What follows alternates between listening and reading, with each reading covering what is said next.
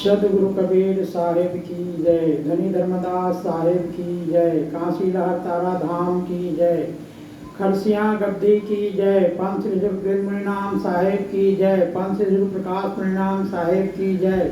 पंथ श्री हजूर उदित नाम साहिब की जय। पंथ श्री हजूर मुकुंद मणि नाम साहिब की जय। पंथ श्री हजूर अर्धनाम साहिब की जय। महान श्री शांति साहिब की जय। महान श्री रामदास साहिब की जय। महान श्री पुरुषोत्तम साहिब की जय। महान श्री राम स्वरूप साहिब की जय। महान श्री जगदीश साहिब की जय। कबीर आश्रम जामनगर की जय। सकल संत महापुरुषों की जय। कबीर नामं परमं पुनीतं युगे युगे स्वामी हरन्ति दुःखं दातार मुक्तं पुरुषं पुराणं चरणारविन्दं सतितं नमामि। गुरुर्ब्रह्मा गुरुर्विष्णु गुरुर्देवो महेश्वरः गुरुर्साक्षात् परं ब्रह्म तस्मै श्री गुरुवे नमः। विश्ववंदनीय सदगुरु कबीर साहिब एवं सभी संत महापुरुषों एवं निरक्षर विवेकी भक्तजनों सबको मेरा त्रैबार साहिब बंदगी करते हुए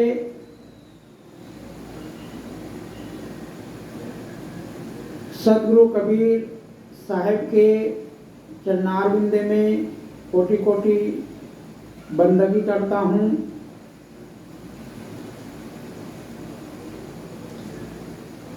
अभी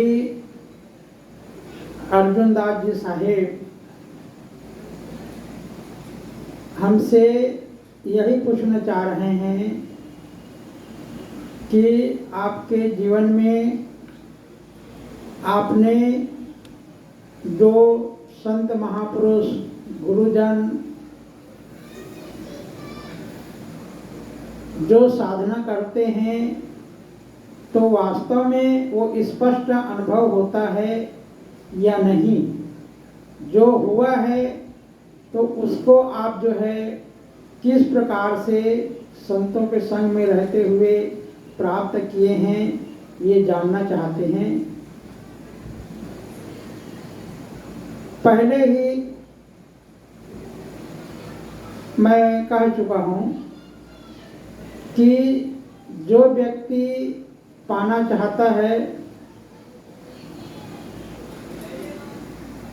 उस व्यक्ति को मिलता है जब उसमें लग जाता है, परिश्रम करता है, अच्छा मेहनत करता है तो जरूर मिलता है। और साथ ही में विश्वास होना चाहिए, पूर्ण विश्वास होना चाहिए। आधा विश्वास से काम नहीं चलता है। आधा विश्वास में फिर वही होगा, कभी आपको अनुभव होगा, कभी अनुभव नहीं होगा। और जब आप जो भी इष्ट को मानते हो और गुरु को मानते हो, जिसको गुरु बनाए हैं, इष्ट के ऊपर पूर्ण श्रद्धा रखना पड़ेगा, गुरु के ऊपर पूर्ण श्रद्धा विश्वास और समर्पित होना पड़ेगा, तभी आपको प्राप्त होगा। यदि आप पूर्ण रूप से समर्पित नहीं रहेंगे तो आपको साधना काल में स्पष्ट रूप से अनुभव नहीं होगा। और जब आप उसको प्रैक्टिकल मानेंगे तो पर भी कभी काम करेगा, कभी नहीं करेगा, ये होगा।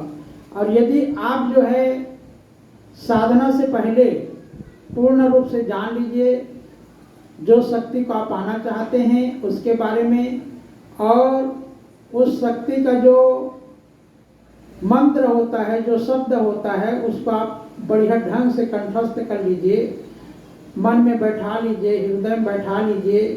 और हृदय में बैठा करके छोटे मोटे रूप में आप पूजा पाठ ध्यान करते हुए उसको जगाते रहें, जागृत करें उसको। जिस प्रकार से हम छोटे पौधा को जब उगाते हैं तो किस ढंग से उगाते हैं, पहले उस जमीन का खुदाई करते हैं, जुताई करते हैं, उससे उसका घास जो है मर जाता है। उसके बाद में वहाँ पर जो घास रहता है उस घास को हम निकालते हैं, निकाल कर जला देते हैं। फिर बाद में जो बीज रहता है उस बीज को बो देते हैं। बीज को बोने के बाद में पानी डालते हैं और 2 दिन 3 दिन में बीच बीच में पानी डालते रहते हैं। तो इस प्रकार से जमीन जो है बीज के लायक हो जाता है, खेती के लायक हो जाता है। और बीज डालते हैं, फिर बाद में जैसे आप पानी देते रहते हैं बीच बीच में, तो समय आने पर वो बीज जो है उगना चालू हो जाता है और उगता है। इसी प्रकार से आपको कोई भी साधना में पूर्ण होना है या प्राप्त करना है तो पहले से ही आपको सावधान होना पड़ेगा, पहले से ही अपने मन को कंट्रोल में रखना पड़ेगा। यह जो आँख है सुंदर सुंदर देखना चाहता है, सुंदर रूप को देख करके मोहित हो जाता है, काला रूप को देख करके उसको देखना नहीं चाहता है। धनाढ्य मानस है, धनाढ्य मानस के साथ में दोस्ती करना चाहता है, उनको देख करके प्रभावित होता है। गरीब को देख करके वो जो है दूर रहना चाहता है उससे। तो ये सब नहीं होना चाहिए। रूपवान है तो उससे आकर्षित नहीं होना है, काला है तो उसे घृणा नहीं करना है, सबसे प्रेम करना है। पहले अपने मन को वश में करना है, अपने आँख है आँख को वश में करना है। इस प्रकार से जब आपके अंदर में समभावना हो जाएगा और समभावना जब कर लेंगे फिर बाद में और जब आप साधना में बैठेंगे, कोई भी साधना करोगे तो आपको बढ़िया फल देगा। तो इसके लिए आपको पहले से तैयारी करना पड़ेगा। जिस प्रकार से खेती को हम करते हैं उसी प्रकार से जब आपका मन जो है कंट्रोल हो जाएगा, किसी के रूप को देख करके आकर्षित नहीं होता है, तो आप समझ जाइए कि हाँ भाई अब मेरा आँख का जो है जो तृष्णा है, जो विकार है, जो विषय है वो समाप्त हुआ। कोई धनाढ्य आदमी आ गया, कोई वस्तु दे दिया, कोई चीज दे दिया, उससे आपको ज्यादा लाभान्वित नहीं होना है, ज्यादा प्रभावित नहीं होना है।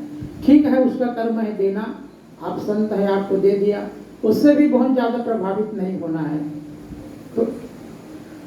तो इस प्रकार से आपको अपने अंदर जो मन है उस मन को मारना पड़ेगा। जैसे गरीब आदमी आ गया, कुछ नहीं दिया, तो उससे आपको दुखी नहीं होना है, आपको शोक नहीं करना है, उससे अप्रसन्न नहीं होना है। ठीक है आ गए, उसके अंदर में शक्ति नहीं रहा तो उन्होंने नहीं दिया, केवल आपको प्रणाम किया, बंदगी किया, आपका दर्शन किया, चला गया। इसी में आपको संतोष रहना है, संतुष्ट हो जाना है। जब इस स्थिति में आप पहुंचेंगे और पहुंचने के बाद में जब आप अपने गुरुद्वारा में जो मंत्र मिला है, जो दीक्षा मिला है, जो गुरु आदेश देते हैं, उस साधना को आप करते हैं तो आपको जरूर प्राप्त होगा। वैसे मैं पहले चरण में बोल चुका हूँ, समझने वाला समझेगा, लेकिन यहाँ पर हमारे साहिब जी कह रहे हैं और स्पष्ट करके कह रहे हैं। मैं तो वास्तव में छुपाने की कोशिश किया था, दूसरे ग्रंथों का जो संतों का साधना है शक्ति के बारे में बता दिया था और मैं अपने साधना को अपने पास में जो है उसको मैं छुपा दिया था, थोड़ा सा झलक भी बताया था, नहीं कि समान। लेकिन साहब जी कह रहे हैं कि बताइए, और वास्तव में इस चीज को जब तक कोई भी व्यक्ति श्रद्धा और भाव से नहीं पूछता है तब तक नहीं बताया जाता है।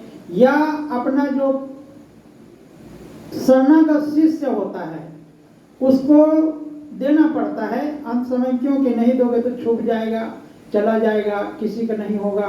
लोग यही सोचते रह जाएंगे कि वास्तव में कुछ होता है कि नहीं होता है, संतों के पास में साधना होता है कि नहीं होता है, प्राप्त होता है कि नहीं होता है। लोग संशय में पड़े रहेंगे। यदि जिंदगी में किसी एक व्यक्ति को भी दे दिए तो पर भी कोई न कोई व्यक्ति जानते हैं, परखते हैं और परख लेंगे, होते हैं, लेकिन उसमें टाइम लगता है और कह देने से जल्दी जान जाते हैं लोग। बस फर्क इतना है। तो जो सही, जो परम सत्य है वो सत्य होकर के रहता है, चाहे कोई माने या ना माने, उससे कोई फर्क नहीं पड़ता है। लेकिन जो व्यक्ति साधक है उसमें अपने आप को तटस्थ रहना पड़ता है, उनके नियम, अपने नियम में तटस्थ रहना पड़ता है और उसी नियम के बदौलत उसका जो साधना है, उसका जो शक्ति है, उसके साथ में टिका रहता है। देखिए, जो व्यक्ति अहिंसा धर्म के पालन करता है तो उसके अंदर में वो शक्ति रहता है, लेकिन वो खुद जानता नहीं है। हमारे कबीर पंथ में सब लोग अहिंसा धर्म के पालन करते हैं, कहते तो हैं, संत लोग कहते हैं, भक्त लोग सुनते हैं, लेकिन भक्त को खुद को विश्वास नहीं होता है कि जिसमें हम पालन कर रहे हैं उसमें कितना बड़ा शक्ति है, कितना बड़ा ताकत है, कितना बड़ा बल है। जो अहिंसा धर्म पालन करने वाला संत हो या भक्त हो, उसके अंदर में 6 साल के बाद में वो शक्ति आ जाता है। चाहे जंगल में जाए, चाहे वीरान जगह में जाए, चाहे बाघ शेर भालू रहता है उस जगह में जाए, कहीं भी जाए, उसके अंदर में डर पैदा ना हो तो उसको कोई भी जीव जंतु छुएगा नहीं, काटेगा नहीं, मारेगा नहीं, हमला नहीं करेगा। उसको खुद के ऊपर विश्वास होना चाहिए कि मैं अहिंसा धर्म का पालन करता हूं और मैं संत के शरण में हूं, मैं गुरु के शरण में हूं, मैं गुरु के आज्ञा के पालन करता हूं। तो अपने जो नियम हैं, अपने जो धर्म पालन कर रहे हैं, उसमें खुद को विश्वास होना चाहिए और विश्वास करते हुए आप जो है निडर हो जाए। डरे ना, बिल्कुल ना डरे। आप डरेंगे नहीं तो आपके साइड में से भालू गुजरेगा, शेर गुजरेगा, हाथी गुजरेगा, आपको कुछ नहीं करेगा। वो आप मारने को उसको चेष्टा करेंगे तो वो जो है आपके ऊपर हमला करेगा। यदि आप जो है उसको मारने की चेष्टा नहीं करेंगे तो वह जो जानवर है, भालू है, शेर है, हाथी है, वो सब अपने मार्ग में निकल जाएगा। यदि आपके अंदर में जरा भी डर नहीं है, आप अपने आप में मस्त रहोगे तो आपको वो छू नहीं सकता है। इसके बारे में आपको मैं प्रत्यक्ष प्रमाण बताता हूं। योग वशिष्ठ रामायण का, योग वशिष्ठ जो रामायण है वो वशिष्ठ जी का हस्तलिखित है, जिसमें राम को समझाए हैं। उसके आश्रम में रहते थे वशिष्ठ जी के पास में, तब आधा ज्ञान दिए थे, मतलब आत्मज्ञान देते हुए जब आधम पहुंच गए तब राम को कहते हैं कि हे राम, आपको जीवन में बहुत कुछ करना है। जो संतों को सताता है, जो अच्छे आदमी को सताता है, जो इंसान को सताता है, जो पूजा पाठ करता है, ऐसे व्यक्ति का मतलब हनन करना है। पहले समझाना है, समझाने समझ जाता है तो ठीक है, नहीं तो उसको बल के द्वारा, ताकत के द्वारा उसका नाश करना है, उसका हनन करना है और धर्म का स्थापित करना है, धर्म की रक्षा करना है। तब उसके अंदर जो ताकत था, राम के अंदर उस ताकत को बताते हैं कि हे राम, अहिंसा धर्म जो पालन करता है उस व्यक्ति के अंदर में इतना ताकत होता है कि वो समझता नहीं है, जानता नहीं है। लेकिन मैं आपको स्पष्ट बता रहा हूं, जब भी आप इस आश्रम से आपके शिक्षा पूर्ण होने के बाद में जब आप यहाँ से जाओगे तो आपको रास्ता में गुजरते गुजरते अनेक दुश्मन मिलेंगे, आपसे टकराएंगे। तो रास्ता में आप जो है किसी से जबरदस्ती झगड़ना मत, आप किसी से लड़ना मत। मेरे पास इतना ताकत है, मेरे गुरुजी ने इतना शक्ति दिया है, तो जबरदस्ती लड़ना नहीं है। यदि सामने से व्यक्ति आता है, आपसे लड़ने के लिए आता है, आपसे झगड़ा करने के लिए आता है, तो कहे कि पहले जो है लक्ष्मण है, लक्ष्मण को भेज देना। जब लक्ष्मण हारने लगेगा तब लक्ष्मण को बुला लेना, उसको बाजू में बैठा देना और उसके साथ में आप युद्ध करने का। जब आप लोगों के ऊपर, दोनों भाई के ऊपर आत्मघाती हमला करेगा तब उसको छोड़ना मत, फिर तो उसका पूरा हनन ही कर देने का। इस प्रकार से योग वशिष्ठ रामायण में आत्मज्ञान वशिष्ठ जी श्री रामचंद्र भगवान को दिए हैं और पूर्ण रूप से हृदय में धारण किए श्री रामचंद्र भगवान, और धारण करके अंतिम समय तक इस शक्ति को अपने अंदर में बरकरार रखा। जो व्यक्ति गुरु के वचन का पालन करता है और अंतिम श्वास तक विश्वास के साथ में जो धारण करता है, उसको उसका साधना, उसका धर्म अंतिम श्वास तक उनको साथ देता है। तो ये अपने अंदर जो बल है, जो ताकत है, आपके नियम के अनुसार, आपके गुरु के वचन के अनुसार, उसको मैं बताया। इसके साथ में ही सत्संग करते हुए, भजन करते हुए, संतों के संग में रहते हुए आप संतों के सानिध्य में जाएंगे तो संत लोग कुछ ऐसे मंत्र बता देते हैं जो शरीर के कष्ट दूर हो, जो शरीर में दुख आता है वो दुख दूर हो। तो ऐसे जो साधना करना चाहते हैं तो आपके द्वारा, गुरुद्वारा में जो मंत्र है, जो शब्द है, उसका आप साधना करेंगे तो आपको प्राप्त होगा। हमारे कबीर पंथ में 52 जंजीरा नामक पुस्तक है।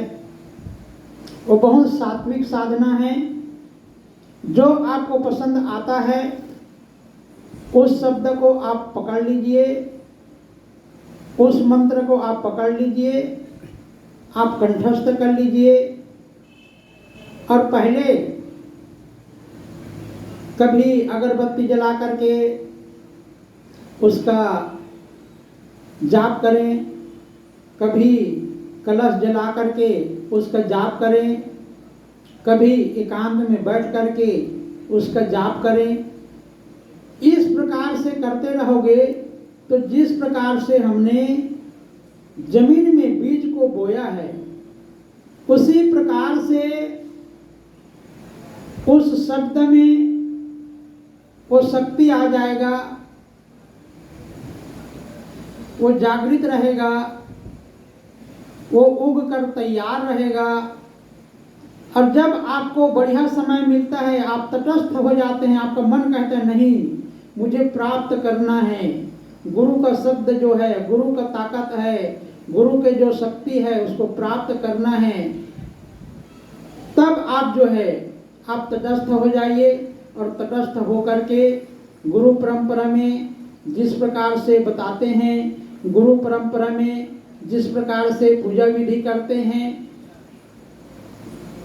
उस प्रकार से पूजा विधि करके आप जो है आप उस शक्ति को प्राप्त कर सकते हैं। देखिए मैं आपको स्पष्ट कह दूंगा, क्योंकि इस इतने चीज को नहीं जानने से व्यक्ति जो है साधना नहीं कर पाते हैं और उसको कम रूप में फल मिलता है।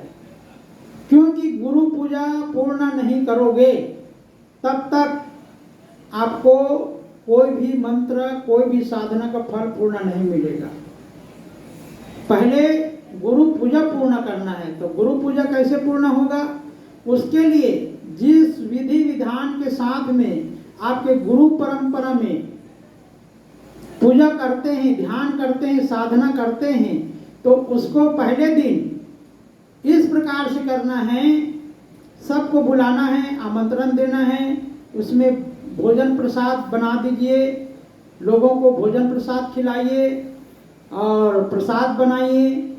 पहले सबसे पहले आप संत को बुलाइए, महंत को बुलाइए, और महंत को बुला करके, संत को बुला करके जहाँ पर आप पूजा पाठ किए हैं वहीं पर पूर्ण होने पर सबको आप प्रसाद बांटिए, और उस जो रचना है उस रचना को वैसी रहने दीजिए।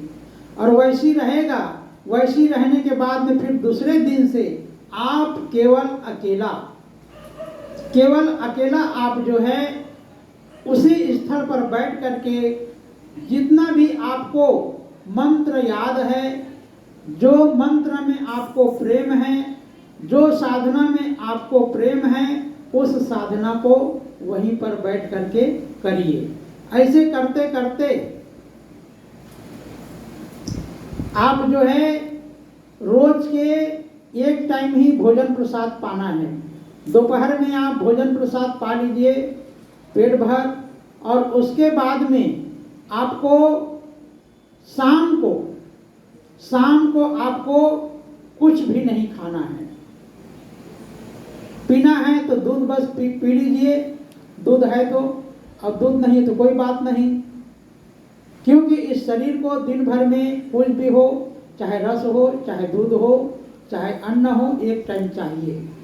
संत लोग जो कम रूप में पाते हैं उसका कारण यही है कि संत लोग जो है हर समय साधना करते रहते हैं, इसलिए कम भोजन प्रसाद पाते हैं।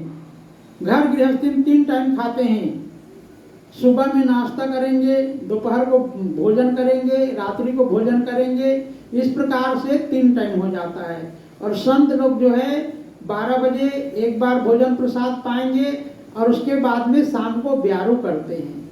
तो इस प्रकार से संत लोग जो है 2 बार ही पाते हैं। तो इससे क्या है, साधना में बैठने में तकलीफ नहीं होती है।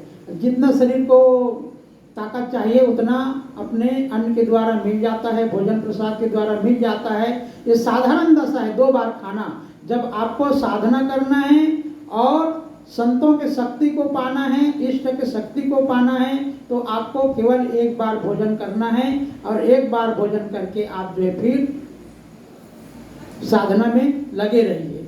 तो इस प्रकार से पूजा पाठ करने का ये विधान है। अपने आहार विहार से भी आपको किस प्रकार से अपने आप को कंट्रोल में रखना है वो भी मैं आपको बता दिया। तो ऐसे करते हुए आपको 8 महीना तक इस प्रकार से पूजा पाठ करना है और एक ही टाइम भोजन प्रसाद पाना है। तो जरूर आपको 8वां महीना में चाहे कोई भी पंथ के हों, कोई भी पंथ के हों व्यक्ति, कोई भी पंथ के साधक हो, अपने गुरु द्वारा के अनुसार आप इस प्रकार से 8 महीना तक पूजा पाठ करेंगे तो जरूर आपको 8वां महीना में प्रत्यक्ष रूप से आपको अनुभव होगा। यदि आप अंदर में देखना चाहते हैं, जिसको कबीर साहब कहते हैं, घट में कहते हैं कि घट में देखो, घट में साहब हैं, घट में परमात्मा है, तो आपको घट के अंदर में दिखेगा।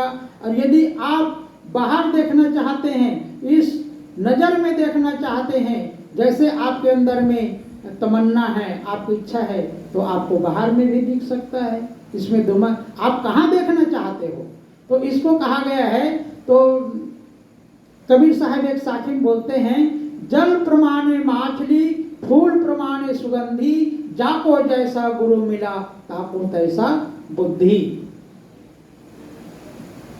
गुलाब का फूल है तो गुलाब का सुगंध आता है, मोगरा का फूल है तो मोगरा का सुगंध आता है, केवड़ा का फूल है तो केवड़ा का सुगंध आता है।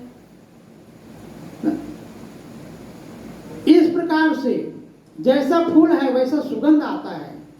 इसी प्रकार से मछली है, तालाब है तो तालाब जैसा मछली है, नदी है तो नदी जैसा मछली है, और समुद्र है तो समुद्र जैसा मछली है। इसी प्रकार से गुरु होते हैं तो भाई जैसा आपको गुरु मिला है उसी प्रकार से बुद्धि होता है। कोई सगुण मत को मानता है, कोई निर्गुण मत को मानता है। सगुण मत वाले गुरु मिल गए तो आप सगुण की पूजा करोगे, मंदिर में जाओगे, मूर्ति पूजा करोगे, और निर्गुण गुरु मिल गए तो आपके घट में बताएंगे, साहेब तेरी साहेबी सब घट रही समाए, जो मेहंदी के पान में लाली लखी न जाए। कबीर साहब कहते हैं सबके घट में परमात्मा है, सबके घट में भगवान है। तो जब आपको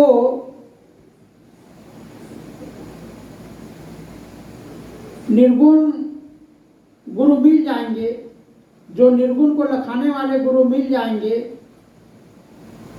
ऐसे सदगुरु मिल जाएंगे, तब आप जो है घट में देखेंगे। तो जैसा गुरु होता है उस प्रकार से बुद्धि होती है। तो आप किसको मानते हैं?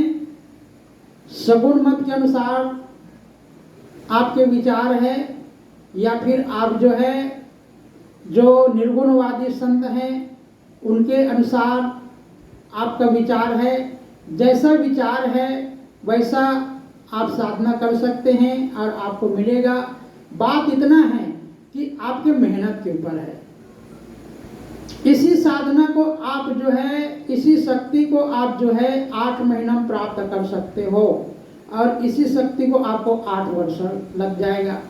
जिस प्रकार से श्रावण के महीना में हर साल हर वर्ष लोग शंकर भगवान की पूजा करते हैं, शंकर भगवान की पूजा करते हैं तो उसमें मस्त हो जाते हैं लोग। खाने पीने वाले लोग भी खाना पीना छोड़ देते हैं।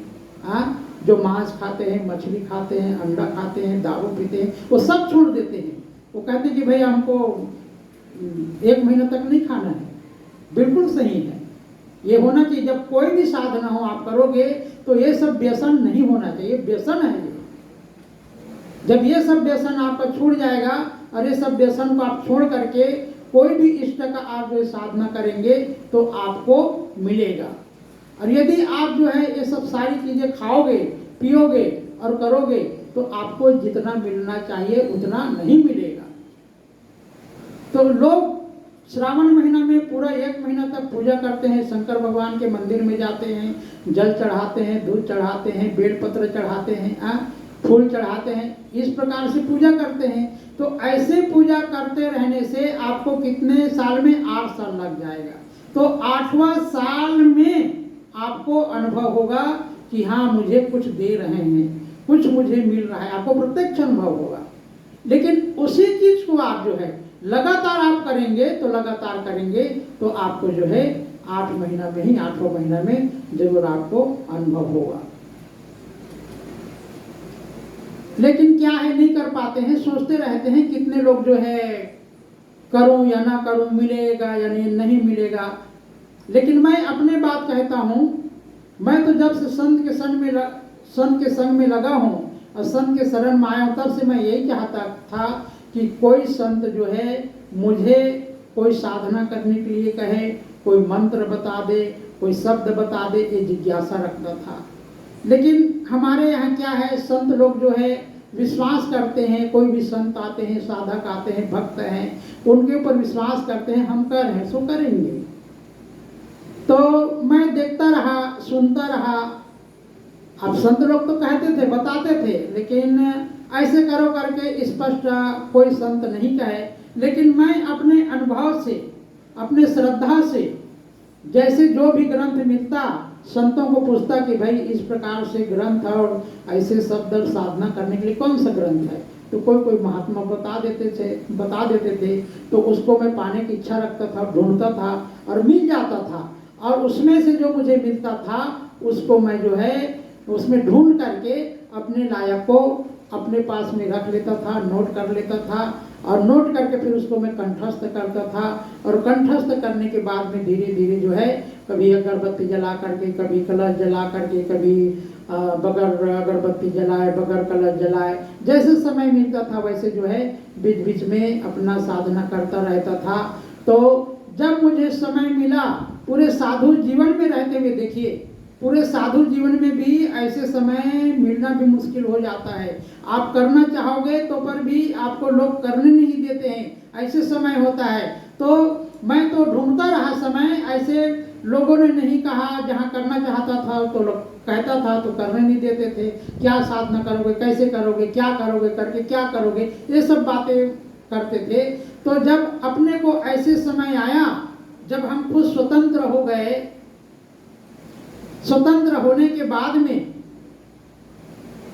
जब अपने को कुछ अधिकार मिल गया, तो उस अधिकार मिलने के बाद में फिर मैं जो है उस जगह में, उस स्थान में, उस आश्रम में, तब मुझे लगा कि नहीं, अब मुझे कोई रोक नहीं सकता है, कोई टोक नहीं सकता है, मैं स्वतंत्र हूँ और जो मैं साधना करना चाहता हूँ मैं कर सकता हूँ। फिर अपने आत्मबल को बढ़ा करके, अपने इच्छा को बढ़ा करके और किसी से नहीं डरते हुए, फिर मैं अपने पास में एक सेवक को कह दिया कि देखो भाई, मैं 8 महीना तक साधना करूँगा और उस साधना में करूँगा तो आप छोड़ करके जाना मत, आपका जो भी खर्चा लगेगा उसको मैं पूर्ति करूँगा, जो भी साबुन सोडा और जो भी आपका जेब खर्चा लगेगा उसको मैं दूंगा। इस प्रकार से कहा और उस भक्त ने कहा हाँ मैं जरूर आपका सेवा करूंगा, कहीं नहीं जाऊंगा। ऐसे करके वो जो है लग गए और उसी बीच में साधना कर रहे थे। जैसे 15 दिन हुआ, 15 दिन होने के बाद में फिर जो है एक संत आ गए, अपना गुरु भाई, तो उसको भी कहा मैं आप भी रहिए, जितना दिन रहना चाहे आप रह सकते हैं। उनके पास भी मैं अपने बात रखा, भाई आप 8 महीना तक यहाँ से कहीं मत जाओ तो अच्छा है। तो उसने कहा नहीं गुरु भाई, इतना तो नहीं, लेकिन 1 महीना 2 महीना मैं रह सकता हूँ। मैं कहा ठीक है, आपका मौज। तो संत ने भी 1 महीना तक मेरे साथ में रहा, उन्होंने भी साथ दिया, क्योंकि आश्रम में रहोगे या घर में भी रहोगे तो हर व्यवहार लगता है, हर काम करना पड़ता है।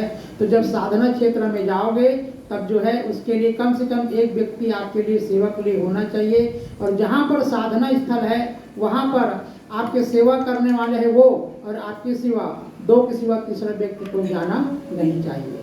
तब आपको जो है जो साधना का फल आपको पूरा मिलेगा। तो इस ढंग से जब आप व्यवस्था करके साधना में बैठेंगे तो जरूर आपको प्राप्त होगा। देखिए ये सब साधना पूर्ण हो जाने के बाद में फिर एक मस्ती आ जाता है मेरे अंदर, जिसको वो लोग कहते हैं कि संत लोग अपने मस्ती में चलते हैं। तो वह एक मस्ती आ गया मेरा। तो एक बार तो मैं अपना आश्रम भी ऐसे थे, हम मेरा जो बड़ा गुरु भाई है एक जगह सत्संग में गया, तो मैं भी कहा मैं भी सत्संग में जाऊंगा। राजस्थान में गए वो जो है सत्संग में, जोधपुर में, और वहाँ 1 लाख आदमी लोग आए। तो मैं भी कहा मैं भी चलूँगा आपके साथ में। तो कहा नहीं आप आश्रम को देखिए और मैं चलता हूँ, मैं जाता हूँ, क्या करोगे जा करके। तो जब ये शब्द बोला तो अब उनके वचन को सुन करके मैं तो ठहर गया, लेकिन अंतःकरण मेरा नहीं माना अंतःकरण। तो मैंने सोचा भाई हमने संत बना है, सत्संग करने के लिए संत बना है, संतों के संग करने के लिए संग बना है, अभी तो हमको रोक दिए। वहाँ कितने करीब नहीं में 3000, 4000, 5000 संत आएंगे और भक्त लोग तो 1 लाख आएंगे, 1 लाख से कम नहीं आएंगे। तो ऐसी जगह हम रोक दिए। तो मेरा मन थोड़ा उदास हो गया, तो मैं आश्रम को छोड़ दिया। यहाँ तक पूरा फाटक खुलना छोड़ दिया। मैं कहा जिसको जो ले जाना है ले जाएगा, ले जाना होगा, मेरे को कोई ले जाने दो, मुझे कोई परवाह नहीं है। जब संत जीवन में हमने सत्संग में नहीं जा पाया तो क्या किया, कुछ नहीं किया।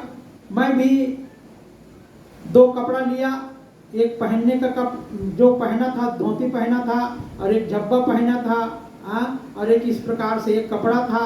बस इतने कपड़ा को मैं पहना और पहन करके जो है और 1-2 पुस्तक लिया, उस पुस्तक को इसमें गठरी बांध दिया और गठरी बांध करके ऐसे लटका लिया और मैं निकल चला। और ऐसे मस्ती में चलते चलते चलते जो है उसमें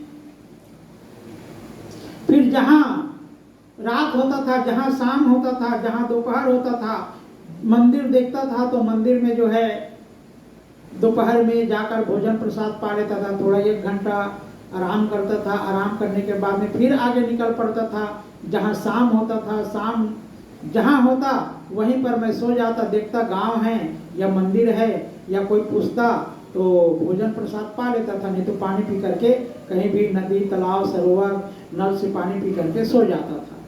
और फिर सुबह होता था तो फिर चलता था। इस प्रकार से मैंने 21 दिन तक पैदल चला और 21 दिन तक ऐसे चलता रहा मैं। तो उसमें ऐसी जगह आया, ऐसे जंगल आया जहाँ सिंह, बाघ, चीता ये सब रहता था। उस रास्ते में पहुंच गया। जाते जाते देखा कि वहाँ कुछ नहीं है, पहाड़ है, जंगल है, खेत है। गर्मी के दिन था। फिर वहाँ एक झाड़ के बबूल का पेड़ था, उसके नीचे मैंने अपना सामान रखा और उस पुस्तक के ऊपर में अपने सिराना बनाया और उसी में मैं जो है आधा में सो गया, आधा जो है सिराना बना लिया। इस प्रकार से लेट गया। तो वहीं पर बाजू में कुछ दूर एक झोपड़ी रहा। एक झोपड़ी वाले देखा कि इधर कोई संत गया है।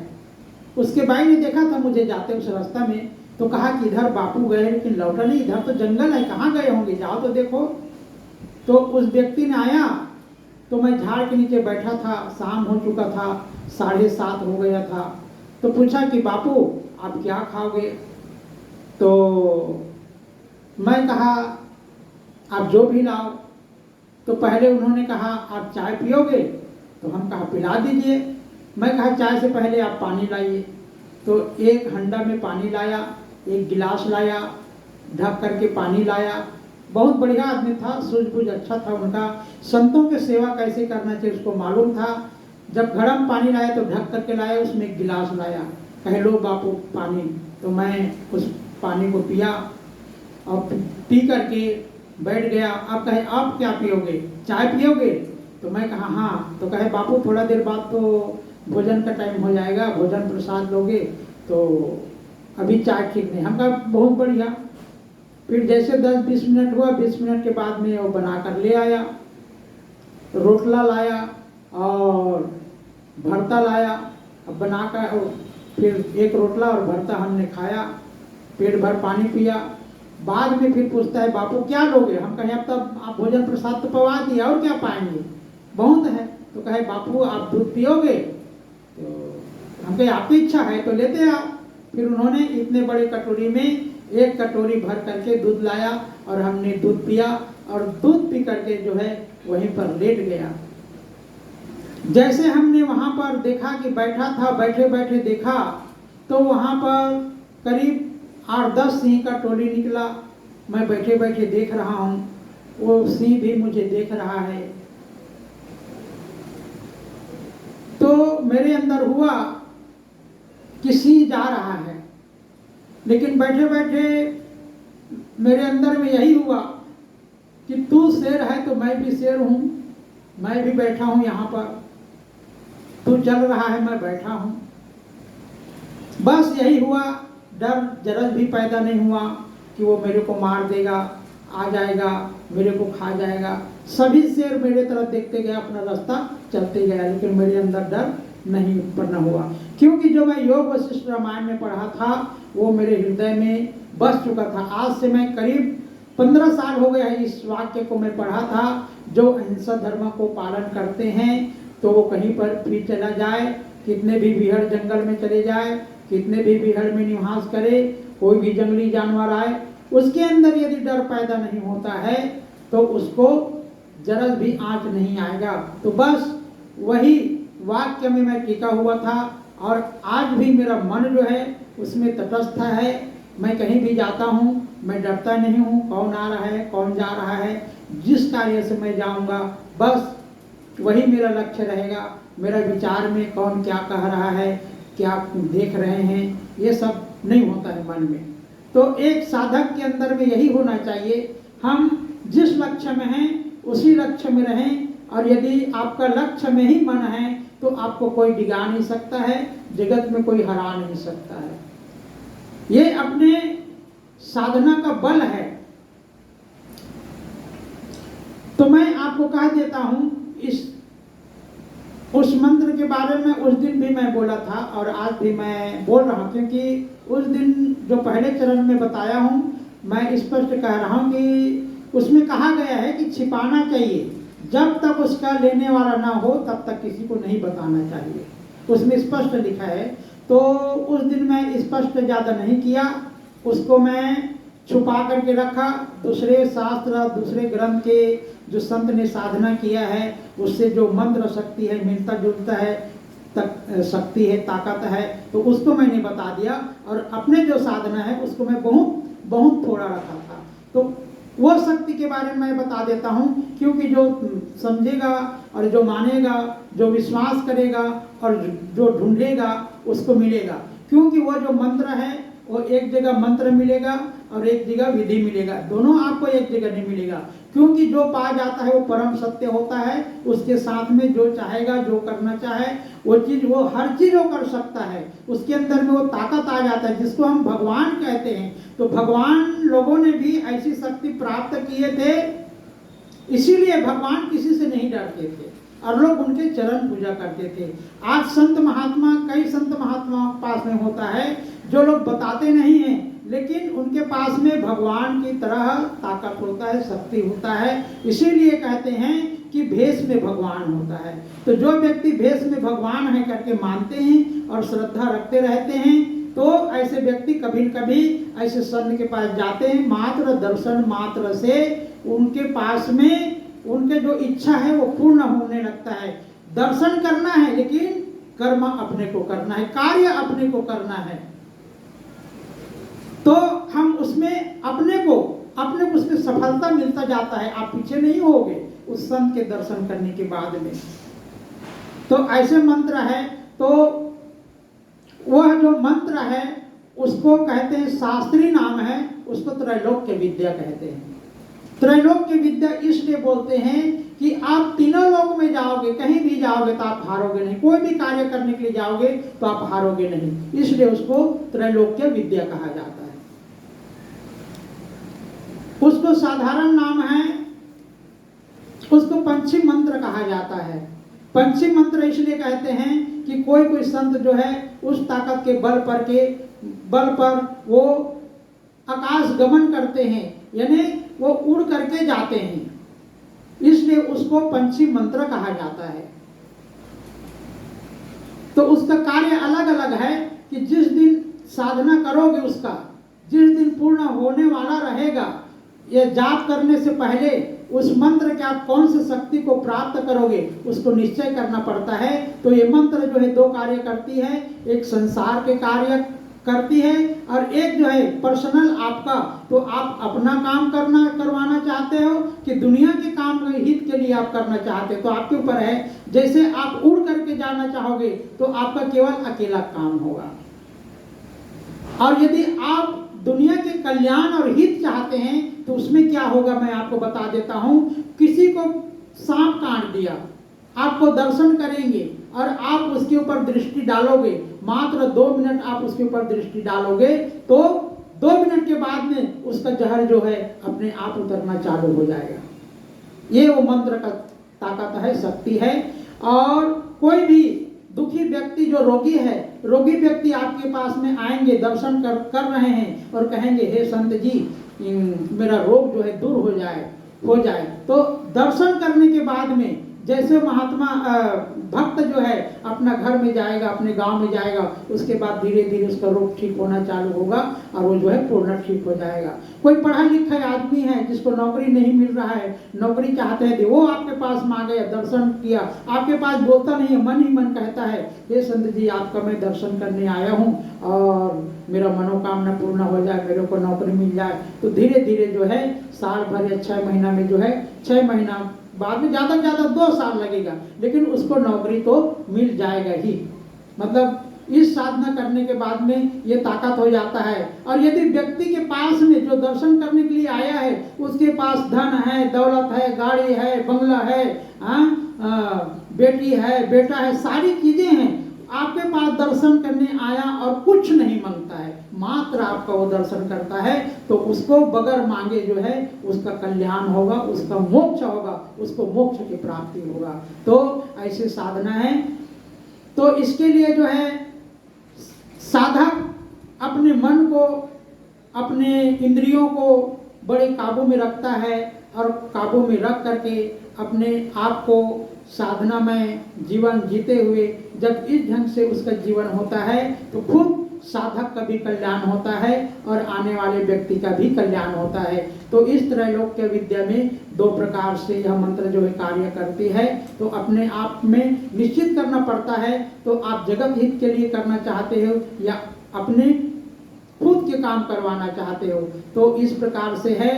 तो जिसका नाम है त्रैलोक्य विद्या। तो जब इस साधना को पा जाते हैं तो वास्तव में वो भगवान होते हैं। वो किसी से द्वेष नहीं करेगा, किसी को मारने के लिए नहीं जाएगा। आप उसके पास झगड़ा करने जाओगे तो पर वो झगड़ेगा नहीं, लेकिन जो उस संत का सेवा करेगा उसको फल मिलेगा, और जो राग और द्वेष करेगा वो व्यक्ति जो है वो घूर घूर करके मर जाएगा, बगैर मारे मर जाएगा, उसका हर चीज बिखरता जाएगा, वो नाश होता जाएगा। उस मंत्र में ताकत है। तो इसीलिए कहा जाता है जो संत हैं, संत के पास जा करके किसी को राग द्वेष झगड़ा नहीं करना चाहिए। लेकिन अभी कई जगह देखने में आता है कि लोग जो है जाते हैं और संतों के संपत्ति को देख करके, संतों के यश को देख करके उसको भी लगता है कि हम संत के पास रहें, थोड़ा दिन सेवा करेगा, फिर उसके बाद में राग द्वेष चालू कर देता है। वो तो ठीक है, जब आप जो है साधारण संत है तब तो बच जाओगे, लेकिन ऐसे संत के समीप पहुंच जाओगे और आप जो है उससे इस ढंग से व्यवहार करोगे तो आप आबाद नहीं बर्बाद हो जाओगे। इसीलिए कहते हैं कि ना जाने किस रूप में संत मिल जाएंगे, हो सकता है भगवान ही आ जाएंगे। तो इसीलिए कहा गया, संत लोग छुपा दिए इस बात को, क्योंकि भगवान के ऊपर हम सबको भरोसा है, इसलिए कह दिए हैं क्या पता किस रूप में भगवान आ जाए, बोल देते हैं। तो इतना भी श्रद्धा रहेगा, आपके पास में आएंगे, संत आएंगे, मात्र उसको आपने संत मान लिए, उसके कर्म को नहीं देखना है क्या कर रहे हैं, केवल आप संत मान लोगे और संत मान करके आप जो है दर्शन करने जाओगे तो आपके मनोकामना पूर्ण होगा। यदि आप कहोगे वो तो संत है, मैं भी संत हूँ, मैं भी ज्ञान जानता हूँ, वो भी ज्ञान जानता है, उसमें और मुझ में कुछ अंतर नहीं है, तो इसलिए आपको जो है, क्योंकि आपने उसको संत माना नहीं, उसके बराबरी किया, इसलिए आपको खुद के परिश्रम से हर चीज को प्राप्त करना पड़ेगा। वो संत से आपको इतना भी नहीं मिलेगा। इसीलिए कहा जाता है कि गुरु के शरण में रहना चाहिए, संत के शरण में रहना चाहिए। जब आप संत के शरण में रहोगे, गुरु के शरण में रहोगे, तो आपको जरूर शरणागति हो तो जरूर आपको कोई न कोई संत आएंगे। ऐसे संत आएंगे जो परिपूर्ण रहेंगे, उसके साधना से ही, उसके दर्शन से ही, उनके मतलब थोड़ा से सेवा से ही आपके जो मनोकामना जो है पूर्ण हो जाएगा। ऐसे संतों के दर्शन के लिए आज राजस्थान है, हरियाणा है, पंजाब है, अभी भी पहले जो महापुरुष लोग ऐसे संत हो चुके हैं उसी का छाप अभी पड़ा हुआ है। लोग बंदगी करेंगे, प्रणाम करेंगे, साष्टांग करेंगे, जब तक संत जो है उनके माथे पे हाथ नहीं रखते हैं तब तक वहां पर से वो उठते नहीं हैं। तो ऐसे संतों के लिए है वो जो है कि क्या पता कौन सा संत हमारे पास आ जाए। ऐसे संत आ जाते हैं और मात्र उसके मस्तक पे ऐसे हाथ रख देते हैं, तो उतने में ही उनके अंदर में जो इच्छा है, जो मनोकामना है, वो मनोकामना जो है पूर्ण होने लगता है। इसमें कोई संशय की बात नहीं है। जो श्रद्धा रखेगा, जो विश्वास रखेगा, उसको जो अपने हृदय में धारण करेगा उसको प्राप्त होगा। और जो है संत के ऊपर शंका करता है, संत के ऊपर जो संदेह करता है, संत के ऊपर संशय करता है, उसको जो है जल्दी प्राप्त नहीं होगा। उसको खुद को संत के समान बनने के लिए, संत के समान साधना प्राप्त करने के लिए उसको कड़ी से कड़ी मेहनत करना पड़ेगा, तभी प्राप्त होगा। और यदि आप जो है सहज रूप में प्राप्त करना चाहते हैं तो आपको संत के शरणागति होकर के रहना पड़ेगा। कितने भी धनाढ्य हो, कितने भी ज्ञानी हो, कितने भी गुणवान हो, फिर भी आपको संत से सहज रूप में प्राप्त करना है तो आप यदि संत के शरणागति होकर के रहेंगे तो जरूर कोई ना कोई संत ऐसे आएंगे घूमते फिरते, या कहीं सत्संग में जाए रहोगे, जो आए रहेंगे उनको आप हाथ जोड़ोगे, मात्र हाथ जोड़ दोगे और उसको संत मान लोगे तो इतने में ही आपको प्राप्त हो जाएगा। तो ऐसे अपने भारत देश में कई जगह कई भक्त लोग भी हैं जो कि संतों के ऊपर विश्वास और श्रद्धा रखते हैं, और उनके जब चरण को पकड़ेंगे और उनके पास बंदगी करेंगे तो खड़े भी नहीं होते हैं, तो बहुत बढ़िया है। तो ऐसे में कोई न कोई संत कोई न कोई दिन आ जाते हैं जिससे आपका मनोकामना पूर्ण होता है। जब तक आदमी के जीवन में आदमी अपने जीवन में नहीं देखा रहता है, ऐसे संत का मतलब वो नहीं पाए रहते हैं, तब तक जो है वो विश्वास नहीं करते हैं। जब कोई न कोई व्यक्ति को मिला है, पाया है, तभी इतना बड़ा हरियाणा है, इतना बड़ा पंजाब है, पागल नहीं है सब लोग कि लोगों दूसरे लोगों को देख करके वैसे करता रहा है, नहीं ऐसा नहीं है। उन लोगों ने देखा है, पाया है। जो व्यक्ति के अंदर में श्रद्धा और विश्वास है, उस संत के द्वारा में जो कार्य होता है नहीं रहे वो होता रहता है, अटक जाया रहता है, और अटका हुआ कार्य यदि पूर्ण हो गया तो उतने में भक्त समझ जाता है कि हमारे संत के द्वारा हुआ है, हमारे गुरु के द्वारा हुआ है, हमारे गुरु के आशीर्वाद से हुआ है। फिर वो जो है उसका कार्य हो जाता है, सिद्ध हो जाता है, कार्य सिद्ध हो जाता है। तो वो जो है संत के सेवा में तत्पर हो जाता है, गुरु के सेवा में तत्पर हो जाता है। जैसा शक्ति रहता है वैसे वो जो है संत के पास जाकर के सेवा करता है। और यही होना चाहिए। जब आप संत के पास से कुछ पा गए उसके बाद में आप अपने आप में तुम्हारा काम हो गया, साइड हो जाएगा, हो जाओ, इससे चलने वाला नहीं है। क्योंकि उस संत के आप आशीर्वाद से आप नहीं छूट सकते। जब तक आप सेवा नहीं करोगे तब तक आप जो है उसके ऋण से मुक्त नहीं हो सकता है। जब आपको मालूम पड़ता है, आप अनुभव कर लेते हैं कि नहीं इस संत के द्वारा मेरा कार्य पूर्ण हुआ है, तो आदमी को सेवा करना चाहिए। एक जगह एक बात बताता हूँ, मैं तो उसके यहाँ दूसरे महंत के साथ में गया था चौका आरती में। उसके यहाँ बच्चा नहीं होता था, तो एक संत ने घूमते फिरते आया और उसको पान प्रसाद दे दिया पूजा पाठ करके। तो उससे उसके यहाँ एक पुत्र के प्राप्ति हुआ। अब उसके बाद वो संत को साधारण मान करके वो लोग जो है नहीं मानते थे, आते थे, संपर्क में थे।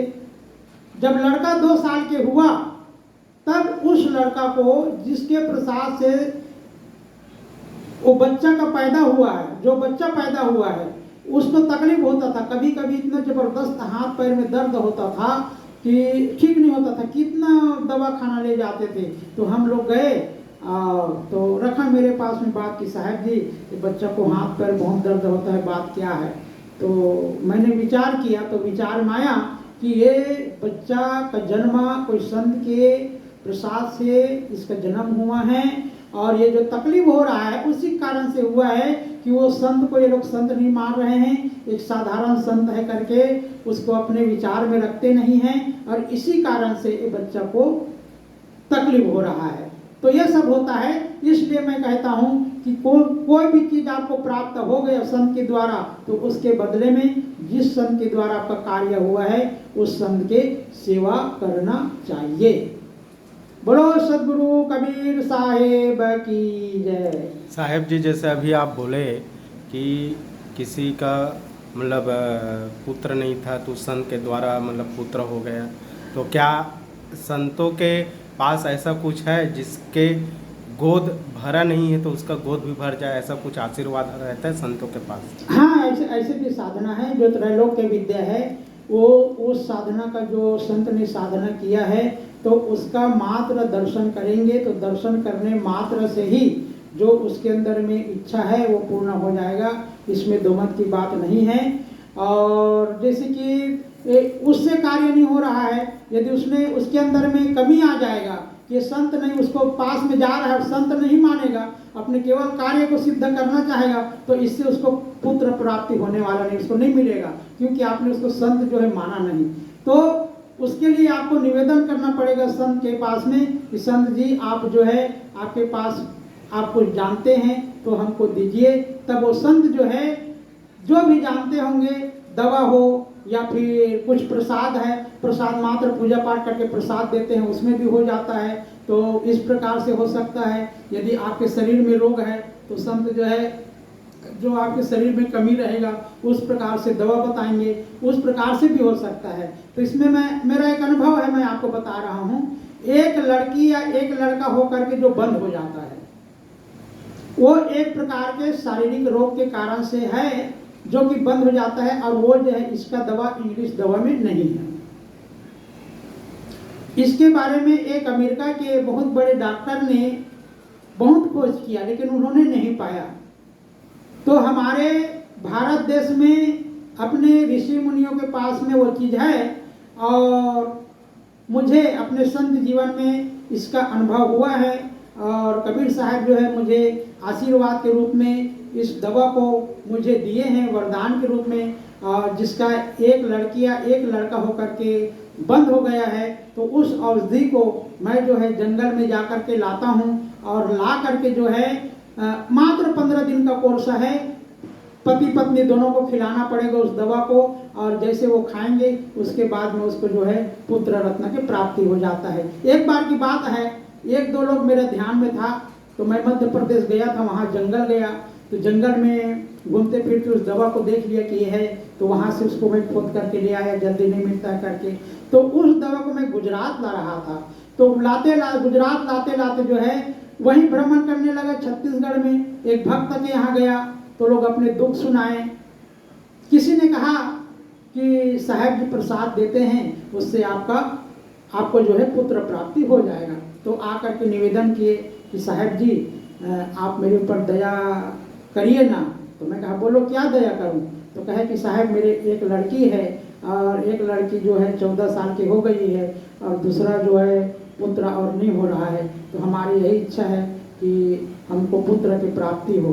तो हमने कहा कि मैं तो जानता हूँ कि आप जो है खाते हैं पीते हैं, अंडा खाते हैं, मछली खाते हैं, दारू पीते हैं, ये सब करते हैं, तो ये सब करने से काम नहीं बनेगा, सब छोड़ना पड़ेगा। कहा जब आप लोग इस चीज़ को छोड़ोगे तब मैं जो है उस प्रसाद को मैं दे सकता हूँ। तब वो लोग कहे कि साहब यदि हमको आपके प्रसाद खाने से, आपके जड़ी बूटी खाने से यदि हमको फायदा होता है, पुत्र प्राप्त होता है, तो हम जिंदगी भर मछली है, मांस है, अंडा है, दारू है, इसको हम जो है छुएंगे नहीं। तो कहा तो ठीक है, जाओ जो भी तुमने रखा है, मुर्गी दुनिया भर के पाल करके रखे, उसको छोड़ दो जंगल में। कहा जंगल में छोड़वा दिया, और कहा घर में जैसे दिवाली में पोतते हो वैसे पूरे घर को पुताई कर दो। कहा और उसके बाद में मुझे बताना। फिर एक दिन के बाद में दूसरे दिन जो है पूरे मुर्गी को जंगल में छोड़ दिया। ढेर सारे मुर्गी पाल करके रखे थे, करीब 10-12। उसके बाद में जो है दूसरे दिन पुताई कर दिए। पुताई करने के बाद में जो है शाम को मेरे पास आए, कहे गुरुजी घर के साफ सुफ हो गया, हमने सफाई कर दिया। तो कहे बहुत बढ़िया। उसके बाद में मैंने एक कागज़ मंगवाया, और कागज़ मंगवा करके जो है पूरा उसमें पूजा पाठ का सामान लिख दिया। पूजा पाठ का सामान लिख दिया। मैं कहा ये जो है कल लेते आने का, और ले आया। और लाने के बाद में दूसरे दिन कहा कि गुरुजी हमने पूजा पाठ का सामान ले आया। मैं कहा ठीक है कोई बात नहीं, हम 9 बजे आ रहे हैं, 9 बजे आपके यहाँ पूजा पाठ चालू करेंगे। फिर उसके यहाँ मैं 9 बजे गया। तीसरा दिन जा करके हमारे यहाँ पूजा पाठ जो साधारण रूप में है, संध्या पाठ है, गुरु महिमा है, पूनम महात्म है, ये एक साधारण पूजा है, गुरु पूजा है। और पूर्ण गुरु पूजा जो है चौका आरती है। तो मैंने उसके यहाँ गुरु महिमा पाठ किया, और गुरु महिमा के पाठ करके जो है उनको कंठी बांधा। कहे गुरुजी अब कुछ खाना ही नहीं है, तो आप दीक्षा भी दे दीजिए, कंठी बांध दीजिए। तो मैं उनको जो है कंठी बांध दिया, दीक्षा दे दिया, और साथ में प्रसाद दे दिया। उसके बाद में फिर मैंने वहाँ से गुजरात आ गया, और गुजरात में 2 साल तक रहा लगातार। और 2 साल रहने के बाद में फिर 2 साल के बाद में जब गया घूमते फिरते, फिर उसके यहाँ गया, तब 2 साल के वो बच्चा हो गया था। फिर दर्शन करने के लिए लाया, बंदगी करवाया, कहे कि साहब जी ये आपके प्रसादी है। तो इस प्रकार से होता है, नहीं होता ऐसी बात नहीं है। तो ये सब सारी चीज़ें अनुभव करने के लिए जो है, जब मैं भी अपने जीवन में संत के ऊपर में खूब श्रद्धा रखता हूँ, विश्वास रखता हूँ, गुरु के ऊपर में श्रद्धा और विश्वास रखता हूँ। अभी भी मैं संत जीवन में हूँ, फिर भी मैं संत हूँ तो मेरे से बड़े कोई संत नहीं होते हैं, इस प्रकार से मैं अपने मन में नहीं रखता हूँ। जो भी संत हैं आते हैं, अपने अपने ढंग से सब साधना करते रहते हैं, इसलिए मैं संतों को हृदय से नमन करता हूँ, बंदगी करता हूँ, प्रणाम करता हूँ, और गुरुजनों को भी बंदगी करता हूँ, प्रणाम करता हूँ। कभी मुझे अभी तक संशय पैदा नहीं हुआ है, कभी अविश्वास पैदा नहीं हुआ है कि मेरे गुरुजी ने ऐसे था कि वैसे था कि कुछ दिया नहीं, इस प्रकार से नहीं। आप खुद क्या पाना चाहते हैं? आप गृहस्थ में हैं तो आपके माँ बाप आपके लिए बहुत कुछ करते हैं, लेकिन आप जो है अपने माँ बाप के मेहनत को, उनके दया को, उनके प्रेम को आप समझ नहीं पाते हैं, इसलिए माँ बाप के ऊपर दोष देते हैं। तो ऐसे नहीं होना चाहिए। संत हैं तो गुरु के ऊपर दोष मत दीजिए, गृहस्थ हैं तो आप अपने माँ बाप को दोष मत दीजिए। बस आप क्या पाना चाहते हो, क्या करना चाहते हो, उसके आधार पे आप कार्य करते रहो, और बड़ों के मार्गदर्शन में आप जो है कार्य करते रहेंगे तो भटकेंगे नहीं, असफल नहीं होंगे। असफल भी एक आध बार हो गए तो बाद में फिर सफल हो जाओगे। एक बार दो बार तो व्यक्ति असफल होता ही है, जहाँ असफल है वहाँ सफल भी है। तो मैं यही कहना चाहूँगा कि आप जिंदगी में पाना चाहते हैं तो कोई भी कार्य को करें, कोई भी कार्य को करते हैं तो लगन से करें, मन से करें, तन से करें, धन से करें। जब आप सब चीज़ को लगा दोगे और करोगे तो जरूर आप जो है सफलता के शिखर पर आप पहुंचोगे, इसमें दो मत की बात नहीं है। आज लोग पूछते हैं, भक्त लोग कहते हैं, हमसे स्पष्ट कहते हैं कि क्या गुरुजी आपने साधु, ठीक है हम लोग तो गृहस्थ जीवन है, गृहस्थ जीवन में नहीं पाया, तो वास्तव में क्या आपने संत जीवन में आपने पाया है? तो पहले तो हाँ नहीं बोलता था, अपने ढंग से उत्तर दे देता था, जैसे अनुभव था उस ढंग से बता देता था। लेकिन अब मैं विश्वास के साथ कहता हूँ और अपने अनुभव के साथ में कहता हूँ कि नहीं, मैंने पाया हूँ, मैं अपने संत जीवन में पाया हूँ। मैं अपने संत जीवन में मैं कभी निराश नहीं हुआ हूँ, ना अभी भी मैं निराश नहीं हूँ। और जो अपने मैं पाना चाहता हूँ, जो संत जीवन में पाना चाहिए वो मैं पा चुका हूँ, इसमें नहीं की बात नहीं है।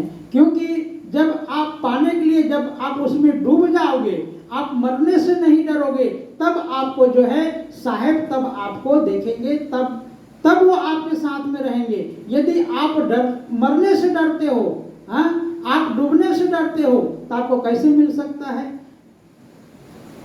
क्योंकि जब आप सही साधना में जाओगे, इतने मस्त हो जाओगे, क्योंकि सारे व्यवहार जो है छूट जाता है। केवल आपको अपना परमात्मा दिखेगा, अपना गुरु दिखेगा, अपना साधना दिखेगा, इसके अलावा दूसरा कुछ नहीं दिखेगा। जब अब आप उसमें डूबोगे तो संसार के लोग क्या कहेंगे?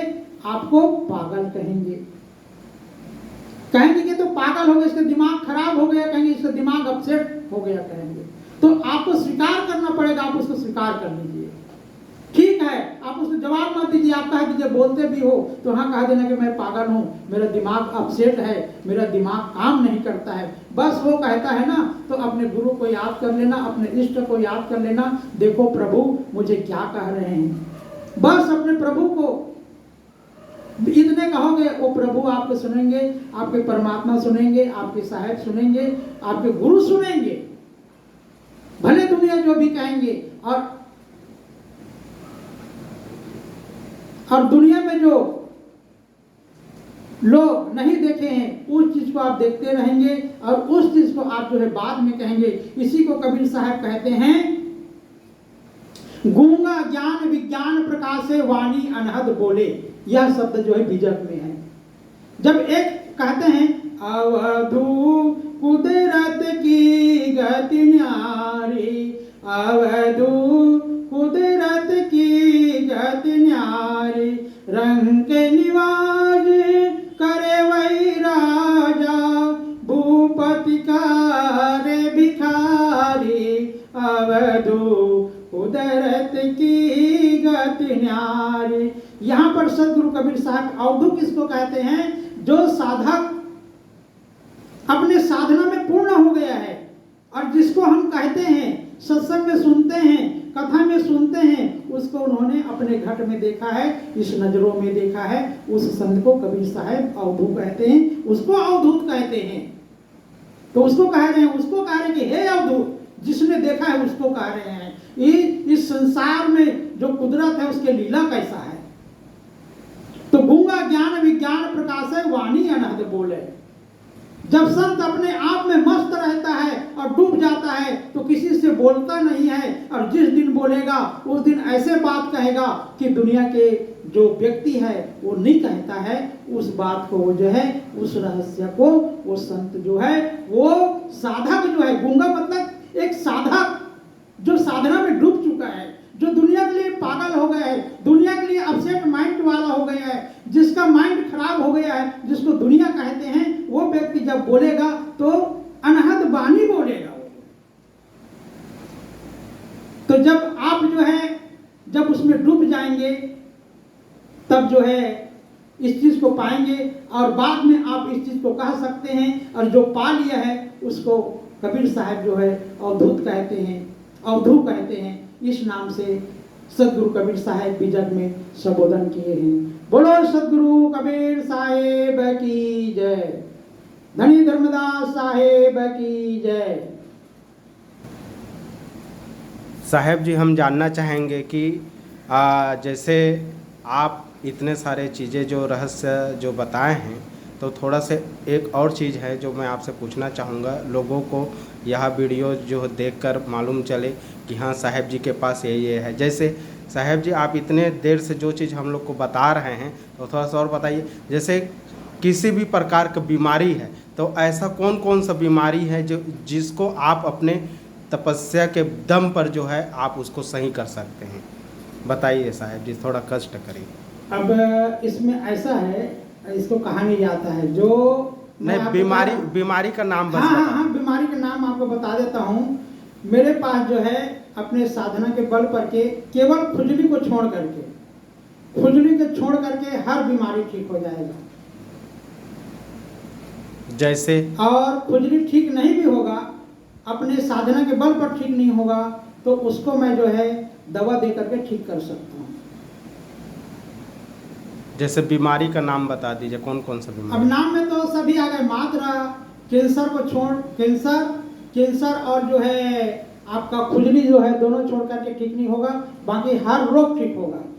अच्छा, और एक चीज़ और जानना चाहेंगे साहब जी हम लोग कि आप पूर्ण जन्म के बारे में आपका विचार क्या है? जैसे कोई व्यक्ति अगर कोई है, तो क्या संत के पास ये चीज़ है कि उसके पूर्ण जन्म के जो जीवन है उसको जान सकते हैं? अगर जान भी सकते हैं तो कैसे, किस आधार पे जान सकेंगे, उसके बारे में थोड़ा प्रकाश डालिए। इसमें ऐसा है कि जो त्रैलोक्य विद्या कहा, उसके द्वारा भी मतलब आप त्रिकालदर्शी बन जाएंगे।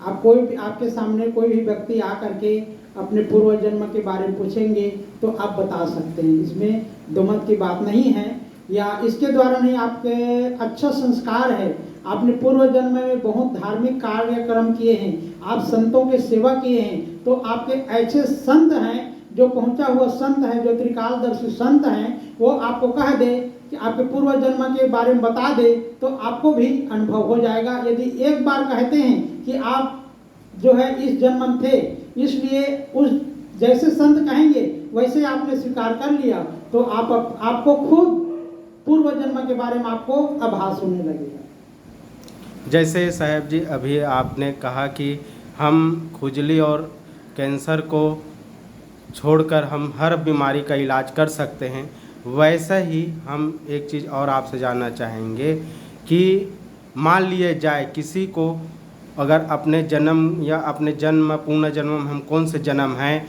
ये पूछने के लिए आपके पास आएंगे, तो क्या आप बता सकेंगे कि हाँ आप इस जन्म में थे, अगला जन्म आप ये थे, ऐसा कि आप बता सकते हैं क्या? ना, ये तो मैं हाँ करके नहीं कहूँगा, लेकिन वो तो जब सामने आएगा तब पता चलेगा।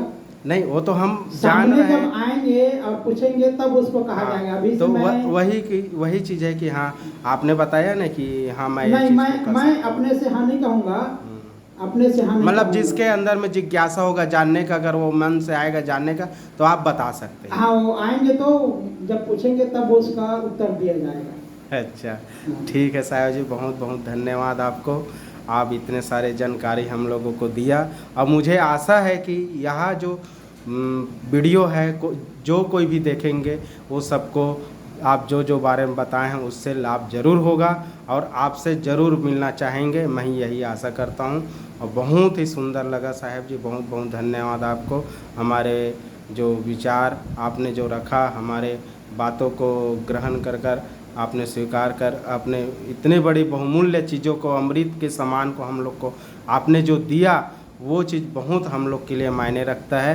ऐसा ही आशा करते हैं कि आने वाले समय में और गुण रहस्य के बारे में आपसे जानने का अपेक्षा रखेंगे। इतना कहकर मैं अपने वाणी पर विराम देता हूँ। बोलिए सदगुरु कबीर साहेब की जय। जय। साहेब बंदगी साहेब। साहेब बंदगी साहेब।